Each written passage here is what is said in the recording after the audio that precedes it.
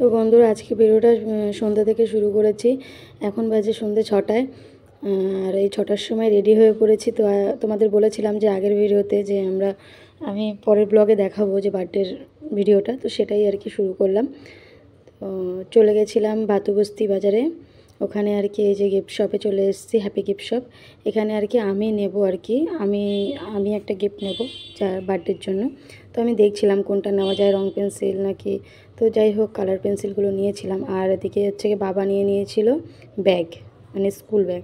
তো দুটো gift pack করে নিয়ে চলে এসেছি। এদিকে দেখো আমার বোনও পুরো রেডি, সোমও রেডি, সবাই কিন্তু আমরা রেডি হয়ে গেছি। শুধু সোমর পাপা আর আমার বাবা, এই দুজন পরে যাবে, আমরা আগে যাব। যেহেতু সোম তো ছোটো, ও ছোট, সকাল থেকেই বলছে কেক কাটা দেখবে। আর বার্থডে তো বাচ্চাদেরই আনন্দ না, তো সেই জন্য আমি, মা আর বোন আর সোমো 4 জন মিলে বেরিয়ে গেছে। আর সামনের বাড়িতে, মানে আমার বাপের বাড়ির যে বাড়ির একদম সামনে অপোজিট যে বাড়িটা, ওই বাড়িরই আর কি বার্থডে। তো দেখো এখানে চলে এসেছি আর সোমোকে বলে নিয়ে এসেছি। সোমো কিন্তু 3-3টে ড্রেস পাল্টেছে, একটায় কাদা লাগিয়েছে, একটায় নোংরা লাগিয়েছে, তারপরে কিন্তু এই লাস্টবারে কিন্তু আরও একটা ড্রেস। তারপর দেখো আমার বোনকে ওখানে বসে পড়েছে, আর আমিও একটু ডেকোরেশনটা দেখিয়ে দিলাম ঘরের। আর এই বাড়িঘর কিন্তু খুব সুন্দরভাবে সাজানো। ওই যে পিঙ্ক কালারের দেখছো যে শাড়ি পরা, উনি কিন্তু এই বাড়ির কাকিমা। আর ওনার ওই যে ঘাগরা পরা মেয়েটা দেখছো, চশমা পরা, ওরই কিন্তু আজকে বার্থডে, সৃষ্টি ওর নাম। তো ওকে সবাই একটু উইশ করে দিও। আর এই যে আমিও একটুখানি বলছি যে তোদের সবার ভিডিও নিচ্ছি, আমি কি আমার ভিডিও নেব না? আর সোমোকে বলে যে চুপ করে থাকতে, গেলে বদমাইশি করলে বকবো, তাই জন্য কিন্তু একদম চুপ করে গেছে, কোনো কথাই বলছে না। আর সত্যি কথা বলতে এই বার্থডে বাড়িতে এসেও কোনো বদমাইশিও করেনি। সবাই জিজ্ঞেস করছিল সোমো আজকে এত চুপচাপ কেন, আমি বলছি না, ওই আর কি আমি বলে এনেছি তো যে একটু চুপ করে বসে থাকবা, বদমাইশি করবে না। বলছে বাবা সোমো এত বদমাস, সে বদমাস বাচ্চা চুপচাপ বসে আছে। আমি বলছি হ্যাঁ, এটাই তো আমার ভাগ্য। তো যাই হোক ওখানে বসে বসে গল্প করছিলাম। সৃষ্টির বাবা আর কি আসেনি, ওর বাবা গেছিলো, তো ট্রাফিকে একটু আটকে গেছে। তো সেই জন্য আর কি আমরা বললাম যে না, বাবা আসুক তারপরেই কেক কাটাবে, যেহেতু বাবা না আসলে কেক কাটতে ওরও ভালো লাগবে না, বাবার ভালো লাগবে। তো যাই হোক সেই জন্য ওরা বলছিল যে কেটে নেবে দেরি হয়ে গেলে। আর বললাম না আমরা বসবো, গল্প করবো, অসুবিধা নেই। আর এমন তো কিছু কাজও নেই না। তো যাই হোক এদিকে দেখো সব বাচ্চাদেরকে টুপি দিয়ে দিয়েছে, আমার সোমোকেও পরিয়ে দিয়েছে। সোমো বসে বসে কিন্তু এখন কার্টুন দেখছিল, ও খুব একটা বদমাইশি করেনি। তারপর দেখো এদিকে খাবার নিয়ে এসেছি, খাবার চলে এসেছিলো অর্ডার থেকে, মানে অর্ডার করে আনা হয়েছিল। তো যাই হোক এদিকে দেখো হবে এটা ধরাবেন, ধরবে ওটা ওই চারো সাইড থেকেই দেওয়া আছে, চারো সাইড থেকে।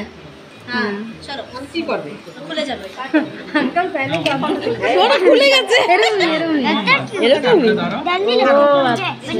যাও সামনে যাও, গেছিল ঠিক আছে।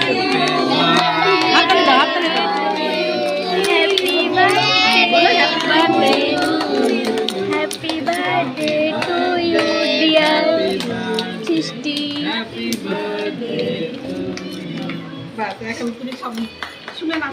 হ্যাঁ ঠিক আছে, দাদুকে খাওয়াবো, দাদুকে দাও, নাকে সর্দি এসে যাচ্ছে।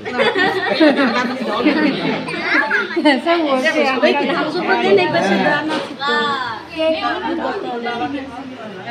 तेरा हो गया लेके आने से। ওদি এটা ধান দেন অনেকে ভিড়া শেষ এটা ধান দিব দাও ফেল দিয়ে আশীর্বাদ করো।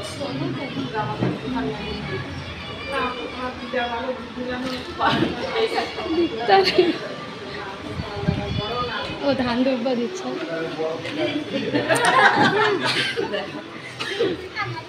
এটা নিমে দাও। আরে ওকে দেখছি না তো। দেবাংশ দেবাংশ কি কত ভিতর ঢুকে গেছে এইখানে আসুন दे दो मत दीदी को दे दो, हैप्पी बर्थडे बोल ও ওখানে রয়েছে কেন? এটা দে তো সোমো।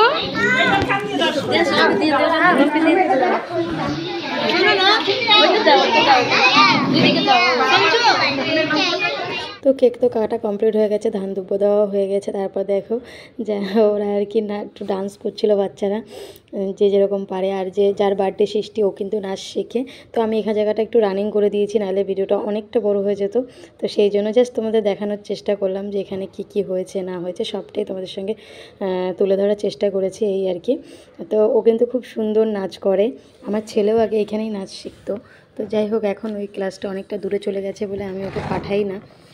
তো আরও অন্য কোনো কাছাকাছি ক্লাস পেলে আমি দেবো আর কি। তো এখানে সৃষ্টি যায়,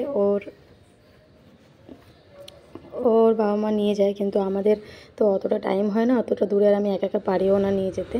তো যাই হোক, এদিকে দেখো আমাদেরকে দিয়ে দিয়েছে কোল্ড ড্রিঙ্কস দিয়ে দিয়েছে সবাইকে। আর একটু পরেই খাবার দিয়ে দেবে, কেক, এরপরে কেক দেবে, তারপরে আর কি খাবার দেবে। আর এখানে 8টা-9টার মধ্যেই কিন্তু সবার এই সমস্ত বার্থডে সমস্ত কমপ্লিট হয়ে যায়।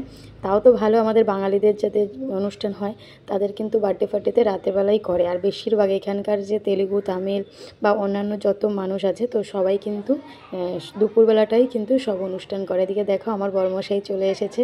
বড়মশাই এসেই আমার পেছনের সিটে বসে পড়েছে। আর এসেই কি সৌভাগ্য, এসেই কেকটা পেয়ে গেছে। আর কেকটা কিন্তু অনেক সুন্দর ছিল, অনেক টেস্টি হয়েছিল কেকটা। আর এদিকে আমার সোনা বাচ্চাও কেক খাচ্ছে, কিন্তু ও কিন্তু খায়নি, ও একটুখানি কে রেখে দেয়। আমার ছেলেটা যে কিছুই খায় না, ও খেতে পছন্দ করে না একদম। ওর বাবার মতো কিন্তু একদমই খাওয়া দাওয়ার প্রতি ওর অতটাই নেই। ও হচ্ছে ওর মায়ের মতো হয়েছে, খেতে পছন্দ করে না। ওর বাবার একটা জিনিস পেয়েছে, ওর বাবা যেরকম মাছ মাংস ছাড়া খেতে পারে না, ও সেরকম মাছ মাংস হলে একটু ওর খুশি লাগে। তো এদিকে দেখো ওই দিদিটা বলছে যে তুমি কি ভিডিও করছো তো সবটা? আমি বলছি হ্যাঁ হ্যাঁ, সব ভিডিও আমার কাছে আছে, অসুবিধা নেই। দিদিটা হচ্ছে এবারের বড় মেয়ে, আর যার বার্থডে হয়েছিল ও হচ্ছে এবারের ছোটো মেয়ের মেয়ে।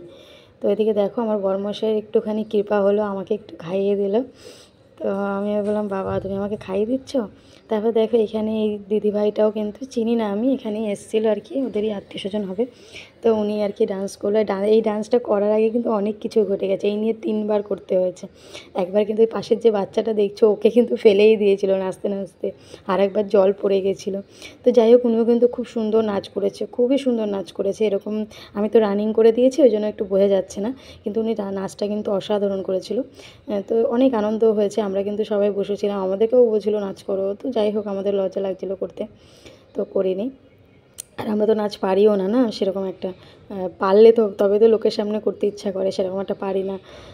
এখন বলবে যে তোমরা তো রিলস বানাও, রিলস বানাই, ওটা জাস্ট একটুখানি থাকে, তো ওটুকু ঠিক হয়ে যায় চেষ্টা করলে, কিন্তু এত বড় নাচ তো সম্ভব না, আর আমরা আগে থেকে তুলিও না। তো যাই হোক, এই জন্য আমরা নাচ টাচ করিনি। আমাদেরকে অনেকবার বলছিল নাচ করো নাচ করো, তো যাই হোক আমরা কিছু করলাম না, আমরা শুধু বসে বসে ভিডিও করলাম আর আনন্দ করলাম। আর এই বার্থডেতে কিন্তু অনেক অনেক আনন্দ হয়েছে।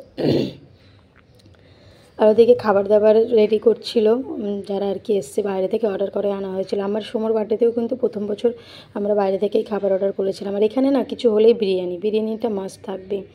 তো আমিও প্রতি বছর বিরিয়ানিই করি সোমর বার্থডেতে। এক বছর শুধু ফ্রাইড রাইস, পনির টনির এসব করেছিলাম, কিন্তু বেশিরভাগ সময় বিরিয়ানিটাই করা হয়, কারণ এখানে মানুষ যে কোনো অনুষ্ঠানে বিরিয়ানিটাই বেশি পছন্দ করে। তো এখানে যেটা পছন্দ করে, এখানের মানুষ যেটা পছন্দ করে সেটাই তো করতে হবে, তাই না? তো যেখানে যেরকম তার সেইভাবে তাল মিলিয়ে চলতে হয়। তো যাই হোক, বিরিয়ানিটা কিন্তু অসাধারণ হয়েছিল। আর প্রথমেই সোমকে ওর পাপা খাইয়ে দিল, আর ওর পাপাও একটু খেয়ে টেস্ট করে দেখছিল যে ঝাল আছে কি না, সোম খেতে পারবে কি না। তা সোমকে কিন্তু ওর মা আমার থেকে কিন্তু ওর পাপার কাছে কিন্তু বেশি ভালো খায়, ওর পাপা বকে বকে খায়। তারপর দেখো আমি ওদিকে নিয়ে নিয়েছি, আর আমি তো জানো অল্পই খাই, আমি খুব একটা খাই না, ওই জন্য আমি একদম অল্প নিয়েছি। আর সোমর পাপাও বসে পড়েছে, সোমরও খাওয়া হয়ে গেছে। সোমকে ওখানে ও কার্টুন দেখছিলো বসে বসে, আর আমরা সবাই মিলে বসে গেছি। এখন শুধু আমার বাবা আসেনি, বাবাই রাত্রেবেলা গেছে দাড়ি কাটতে। অ্যাকচুয়ালি সকাল থেকে সময় পাইনি, কাজে ছিল তো, আর ওই জন্য আর কি বাবা বলছে আমি দাড়ি টাড়ি কেটে তারপরে আর কি স্নান টান করে আসবো। আর বাড়ির সামনেই যেহেতু অতটা তাড়াহুড়োও নেই, তো সেই জন্য আর কি আমরা চলে এসেছিলাম। আমার বাবাকে বারবার ফোন করছিলাম যে সবই তো হয়ে গেল, তুমি আসো অন্তত পক্ষে। এখন বলছে আসছি, আমি রেডি হচ্ছি। এদিকে দেখো আমার বোন, মা, আমি, তারপর সোমর পাপা সবাই মিলে খেয়ে নিলাম। আর এখানে কিন্তু গরম গরম রসগোল্লা, একদম গরম গরম, মানে কলকাতায় যেরকম গরম গরম রসগোল্লা খেয়েছি, সেম কিন্তু এখানেও খেলাম। এখানের মিষ্টি অথচ ভালো না, কিন্তু সেই ছোটোবেলার কথা মনে পড়ছে, সেই গরম গরম রসগোল্লা বানাতো, আর দোকানে দাঁড়িয়ে খেতাম। তো যাই হোক, একদম ভালো না, কিন্তু সবসময় একদম ভালো না এরকম নয়, মানে ভালো, মানে কলকাতার মতো অত ভালো মিষ্টি নয়, তবে ভালো। তো অনুষ্ঠানটা কেমন ছিল একটু কমেন্ট করে জানাবে। অনেক মজা করলাম আজকে।